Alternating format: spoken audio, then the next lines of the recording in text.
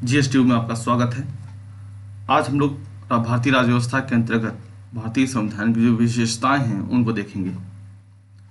इसके पहले दो वीडियो में हम लोगों ने भारत संविधान को समझा, संविधान के संघात्मक, एकात्मक, अर्धसंघात्मक स्वरूप को समझा, संविधान के प्रकार को समझा, लिखित अलिखित संविधान को समझा, नम्य और अनम्य संविधान को समझा। आज हम लोग भारतीय संविधान की विशेषताओं को देखेंगे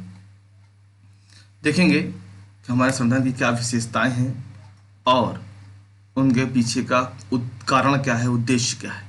ठीक है, चलिए प्रारंभ करते हैं। भारतीय संविधान विश्व का सबसे विशालतम संविधान है। देखिए, ये सबसे बड़ा संविधान जो सबसे पहले कहा वो सर आइवर जेनिंग्स ने कहा। ठीक है, आइवर जेनिंग्स ने क्यों कहा? क्योंकि आपको पता है हमारे संविधान में 395 अनुच्छेद, 22 भाग और 8 अनुसूचियां प्रारंभ में ही थी। बाद में 4 जोड़ी भी गई हैं, बहुत सारे अनुच्छेद भी अब जोड़ दिए गए हैं। ठीक है, अब बहुत सारे इस सब होने के बाद कुछ इसमें संशोधन भी हो गए हैं, 104 संशोधन भी हो गए हैं। तो संशोधन तो इतना बड़ा एक मान लीजिए कि रीजन नहीं है, क्योंकि जब हम लोग अनुच्छेद और भाग की जब बात करते हैं तो ये संशोधन उसमें कहीं ना कहीं इंक्लूडेड हो जाते हैं, उसकी कोई बात नहीं। लेकिन 395 अनुच्छेद, 22 भाग और 12 अनुसूची की आज जो उपस्थिति है वो सबसे बड़ा संविधान है। और ऐसा नहीं है कि 1947 में जब बनना शुरू हुआ और 49 में जब हमारा तैयार हुआ तब बड़ा नहीं था, तब भी हमारा संविधान सबसे बड़ा था। तो सबसे बड़ा जो संविधान है, हमारा विशाल संविधान है, इसके क्या कारण है ये आपको जानना आवश्यक है कि भाई इतना बड़ा क्यों है हमारा संविधान। ठीक है, तो चलिए थोड़ा सा कारणों को देख लेते हैं कि हमारा संविधान इतना बड़ा क्यों है।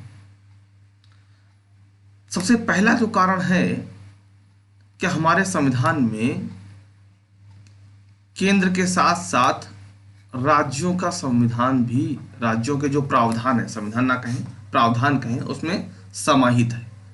जबकि अन्य संघीय देशों में, आपने ये पिछले वीडियो में जाना है, अगर आपने नहीं वीडियो देखा है तो क्रम से देखिएगा। मैंने आपसे बताया है कि संघीय देश जितने भी होते हैं वहाँ केंद्र का संविधान अलग होता है, राज्य का अलग होता है।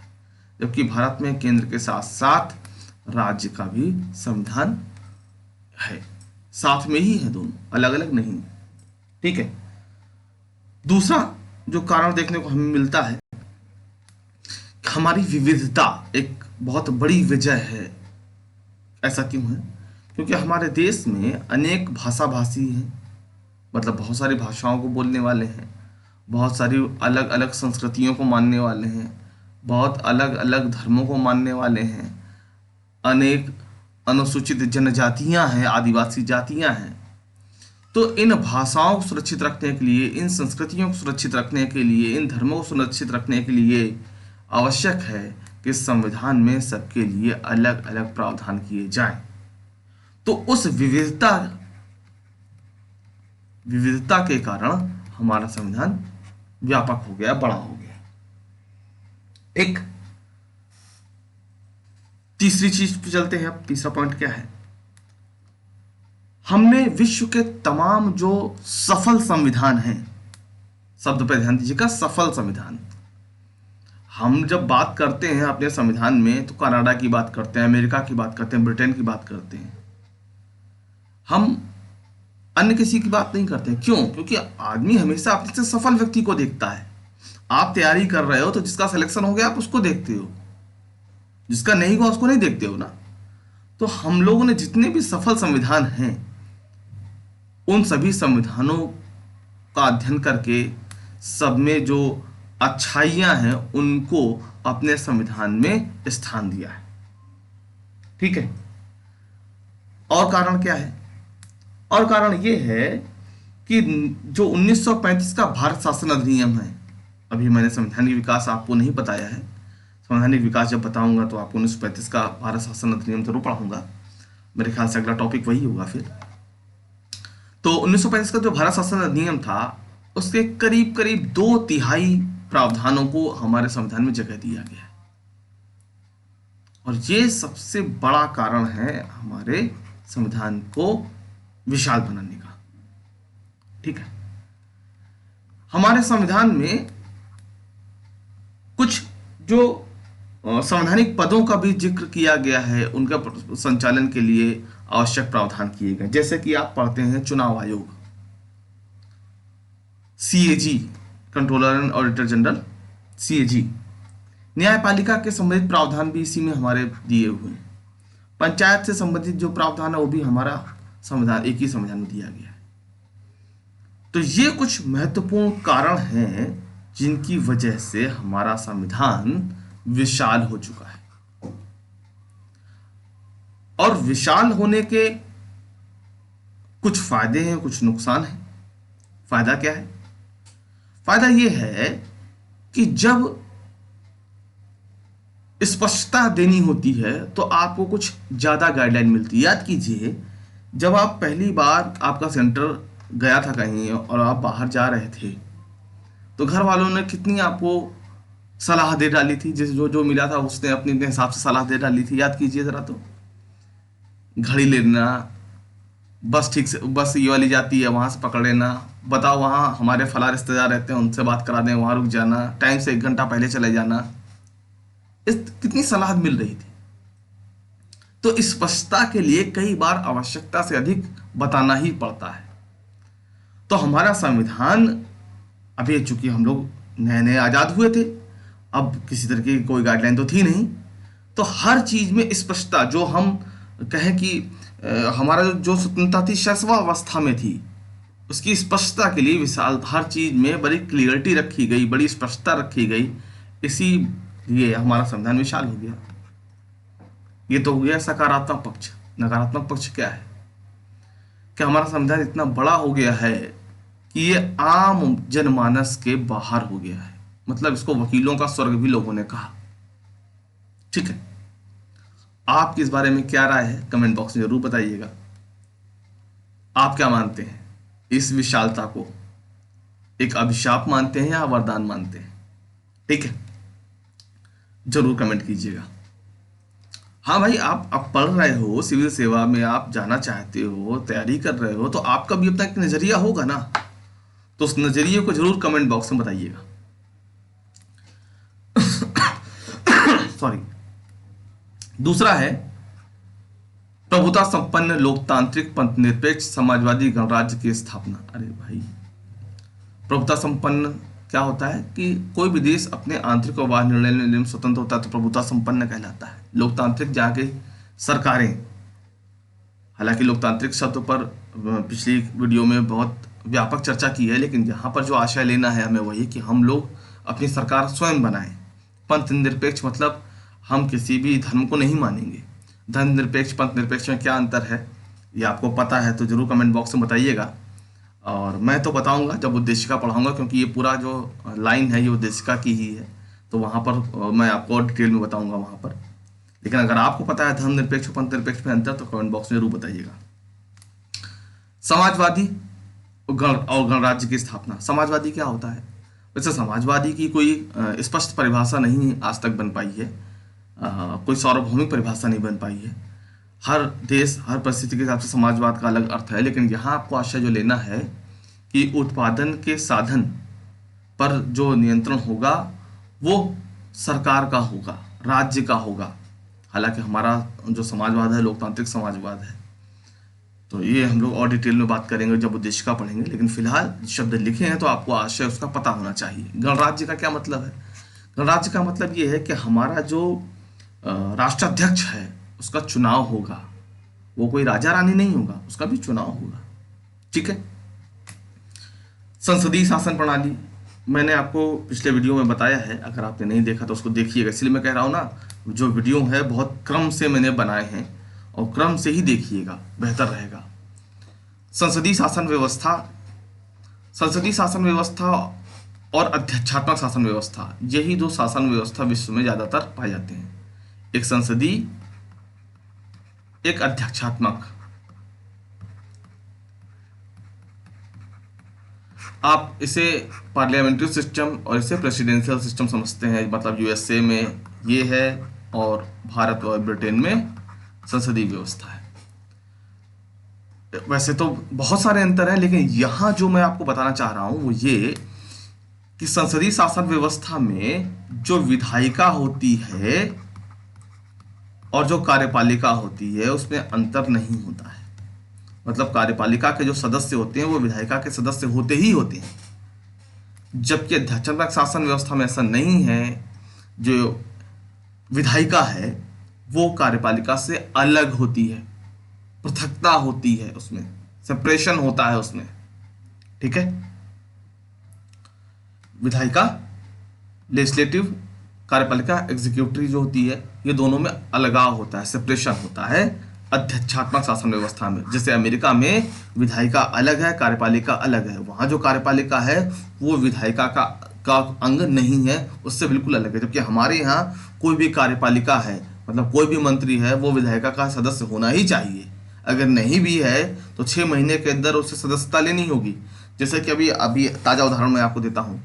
हमारे यहाँ देखिए बंगाल में क्या हुआ, अभी अभी ताज़ा है कि ममता बनर्जी जी चुनाव अपने हार गई हैं, लेकिन वो ये शपथ ली, सीएम पद की शपथ ली उन्होंने, सीएम बनी, दोबारा बनी। तो अब उनको 6 महीने के अंदर विधायिका की सदस्यता लेनी ही होगी, है ना। और 6 महीने में नहीं ले पाती हैं तो वो नहीं रहेंगे। अब कैसे होगा, क्या होगा, वो देखने वाली बात है, क्योंकि वहां पर विधान जो मंडल में दूसरा सदन तो है नहीं। ठीक है, वो फिर अब देखिएगा क्या होता है, कहीं से भी किसी का त्याग पत्र दिला करके उपचुनाव करवाया जाएगा, वो एक बात की बात है। ठीक है, लेकिन मेरा आपको समझाने का आशय यही था कि संसदीय शासन व्यवस्था में कोई भी मंत्री हो उसे विधायिका का अंग होना ही होगा। नहीं है तो 6 महीने के अंदर होना होगा, और 6 महीने के अंदर वो अगर नहीं बन पाता है तो उसे त्याग पत्र देना होगा। और AR चौहान बनाम पंजाब राज्य का जो मामला है, वहां पर आप समझ लीजिए कोर्ट ने स्पष्ट कहा था कि अगर 6 महीने में आप विधायिका के अंग नहीं बन पाते हैं, विधायिका के सदस्य नहीं बन पाते हैं, तो दोबारा आपको मौका नहीं मिलेगा। ठीक है, पिछले साल यही हुआ था ठाकरे जी के लिए, है ना। खैर वहां तो दूसरा सदन है तो नॉमिनेट कर लिए गए। आगे हमारे संविधान में मौलिक अधिकारों की भी घोषणा की गई है। मौलिक अधिकारों की घोषणा की गई है। मौलिक अधिकार क्या होते हैं ये स्पष्ट हम लोग भाग 3 जब पढ़ेंगे मौलिक अधिकार तो बताऊंगा, लेकिन यहाँ समझ लीजिए मौलिक अधिकार एक तरीके से नागरिक अधिकार हैं, हमारे और आपके अधिकार है। उनकी घोषणा भी हमारे संविधान में कर दी गई है। ये विशिष्टता है, विशालता है। ठीक है, विशालता का भी कारण आप डाल सकते हैं, लेकिन बेहतर होगा कि आप इन 5 बिंदुओं पर ही फोकस करें, बहुत बेहतर होगा। ठीक है, इसलिए मैं आपसे बता दूं, मैं बहुत सारी चीज़ें तो यहाँ लिखी नहीं जा सकती हैं, लेकिन मैं जो बोल जाता हूँ आपको चाहिए कि वीडियो को रोक करके दोबारा सुन करके आप अपने नोट्स जरूर बना लें। ठीक है, वरना ना तो इंटरनेट हर समय उपस्थित रहता है, नेटवर्क हर समय मिलता रहता है, इसलिए नोट्स हमेशा बना लें। नोट्स बहुत जरूरी है, बना लीजिए। नीति निषेध तत्व, नीति निषेध तत्वों का भी हमारे संविधान में वर्णन है। नीति निषेध तत्व क्या होते हैं? ये हमारे सरकारों को एक निर्देश होते हैं कि हाँ आप नागरिकों के लिए ऐसे ऐसे काम करेंगे तो बेहतर रहेगा। ये भाग 4 हमारे संविधान में दिया गया है। हमारे संविधान में नम्यता और अनम्यता का मिश्रण रखा गया है। नम्यता संविधान क्या होती है, अनम्यता क्या होती है संविधान की, ये मैं आपको पहले के वीडियो में बता चुका हूँ, लेकिन यहाँ पर चर्चा कर ही दूंगा थोड़ा बहुत, लेकिन डिटेल में मैंने वहाँ बताया है। नम्यता का आशय यहाँ पर यह है कि संविधान में जब संशोधन आसानी से किया जा सके तो उसे संविधान की नम्यता कहते हैं। ठीक है, अनम्यता क्या होती है, रिजिडनेस क्या होती है, कि जब संविधान में संशोधन आसानी से नहीं किया जा सके। ये 2 प्रकार के संविधान मैंने आपको बताए थे। यहां पर हमारा संविधान क्या क्या विशेषता है कि भाई इसमें नम्यता भी है और अनम्यता भी है। अब नम्यता भी है, ये क्यों रखा गया भाई? इसलिए रखा गया कि सरकारों में गतिशीलता रहे। भाई मान लीजिए एक प्रावधान बना दिया गया और कहा कि संविधान अब बदलेगा नहीं। अब बदलेगा नहीं तो भाई परिस्थितियां तो हमेशा बदलती हैं। परिस्थितियां तो हमेशा बदलती रहती हैं, तो परिस्थितियों के अनुसार अपने आप को ढाल ले, सरकार गतिशील बनी रहे, इसलिए नम्यता का प्रावधान किया गया है। अच्छा, अनम्यता का क्यों किया गया भाई? अनम्यता के इसलिए किया गया है कि सरकारें निरंकुश ना होने पाए, मनमाना व्यवहार ना करने पाए। और अनम्यता क्यों जरूरी है, ये मैंने आपको कल के वीडियो में बताया था कि भाई कठोर इसलिए संविधान जरूरी है कि जो केंद्र की सरकार है वो अपने मन मुताबिक राज्य के जो अधिकार उनमें कटौती ना करने पाए। तो उसी को यहाँ समझिए दूसरे तरीके से कि सरकारें मनमाना बर्ताव ना कर सकें, तानाशाह ना बन सकें, उन पर अंकुश स्थापित किया जा सके, इसलिए हमारा संविधान नम्यता और अनम्यता का एक मिश्रण है। ठीक है, हमारे संविधान में एकल नागरिकता है भाई। हम निश्चित रूप से हम एक संघात्मक संविधान वाले देश हैं, हमारी व्यवस्था संघात्मक है। ये मैंने कल आपको डिटेल में बताया है, वीडियो नहीं देखा जरूर देखिएगा। और संघात्मक होने के बावजूद हमारा जो संविधान है वो एकल नागरिकता का प्रावधान करता है, मतलब हम सभी सिर्फ भारत के नागरिक हैं, किसी राज्य के नागरिक नहीं हैं। ठीक है, वयस्क मताधिकार, वयस्क के साथ साथ लिखिएगा सार्वभौम। सार्वभौम, अभी शब्द को बताता हूं। सार्वभौम वयस्क मताधिकार। सार्वभौम का मतलब हमारे देश में सभी को वोट देने का अधिकार है, मतलब धर्म, मूल, वंश, जाति, लिंग, जन्म स्थान के आधार पर कोई भी भेद नहीं किया गया है, प्रत्येक को दिया गया है, किसी प्रकार का बंधन नहीं रखा गया है। हाँ, सबको दिया गया है का मतलब ये भी है कि जो वयस्क हैं उनको, मतलब बच्चों को नहीं दिया गया है, जो 18+ है उनको वोटिंग का अधिकार दे दिया गया। ये भी नहीं पूछा जा रहा है कि आप टैक्स देते हो कि नहीं देते हो, आपकी जाति कौन सी है, आपका धर्म कौन सा है, हाँ, आप क्या कमाते हो, सरकार को कितना देते हो, सब कुछ नहीं पूछा जा रहा है। आप 18+ हो गए, आपको वोटिंग राइट मिल जाएगा। तो हमारे यहाँ सार्वभौम वयस्क मताधिकार है। सार्वभौम का मतलब समझ जाइए, किसी आधार पर कोई विभेद नहीं किया गया है। ठीक है, संविधान की सर्वोच्चता। संविधान, हमारे यहाँ संविधान सर्वोच्च है, ना सांसद सर्वोच्च है, ना विधायक सर्वोच्च है, ना राष्ट्रपति सर्वोच्च है। कौन सर्वोच्च है? संविधान। स्वतंत्र और एकीकृत न्यायपालिका, स्वतंत्र और एकीकृत, यहां पर लिख देता हूं एकीकृत को। हमारे यहाँ न्यायपालिका स्वतंत्र है, मतलब वो विधायिका उस पर कोई हस्तक्षेप नहीं कर सकती, कार्यपालिका कोई हस्तक्षेप नहीं कर सकती न्यायपालिका के निर्णयों में। एकीकृत का क्या मतलब? एकीकृत का मतलब ये है कि हाई कोर्ट जो है वो अपने स्वतंत्र नहीं है, वो सुप्रीम कोर्ट के अधीनस्थ हैं। मतलब इसके खिलाफ कोई मामला है, कोई निर्णय आया है, तो आप सुप्रीम कोर्ट जा सकते हैं।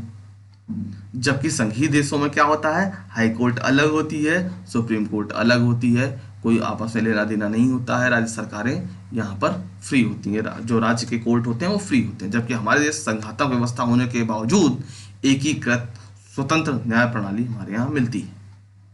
हमारे संविधान में नागरिक के कर्तव्यों की भी घोषणा की गई है, जो कि आप 4A में देखते हो। तो हमारे संविधान में नागरिक के कर्तव्यों की भी घोषणा की गई है। ठीक है, तो ये कुछ हमारे संविधान की विशेषताएं हैं जो मैंने आपसे यहाँ साझा की है। आप कोई ये पूरा नोट्स बनाना चाहिए, और आपको ये वीडियो कैसा लगा जरूर बताइएगा, भारतीय संविधान की विशेषताएं। और कोशिश कीजिएगा इसको एक तो नोट्स बनाइएगा जैसे मैंने पढ़ाया है पॉइंट वाइज। दूसरा क्या कीजिएगा, इन संविधान की जो विशेषताओं को 400-500 शब्दों में लिखने की कोशिश कीजिएगा, पैराग्राफ वाइज। एक तो ऐसे नोट्स बना लीजिएगा, एक फिर बना लीजिएगा उत्तर के फॉर्म में, कि आपको अगर पूछा जाए तो आप उत्तर फॉर्म में उसको लिख सकें, पैराग्राफ फॉर्म में। ठीक है, पॉइंट वाइज अगर नोट्स बनाएंगे तो आपको दोहराने में सुविधा होगी। ये मेरी विनम्र सलाह है। बाकी आप सभी वयस्क हैं, अपने हिसाब से निर्णय लीजिए। ठीक है, आपको वीडियो कैसा लगा जरूर बताइएगा कमेंट बॉक्स में। वीडियो को लाइक कीजिएगा, वीडियो को शेयर जरूर कीजिएगा, और चैनल को सब्सक्राइब कीजिएगा। ठीक, मिलते हैं अगले वीडियो में। आप सभी का बहुत बहुत धन्यवाद, बहुत बहुत आभार।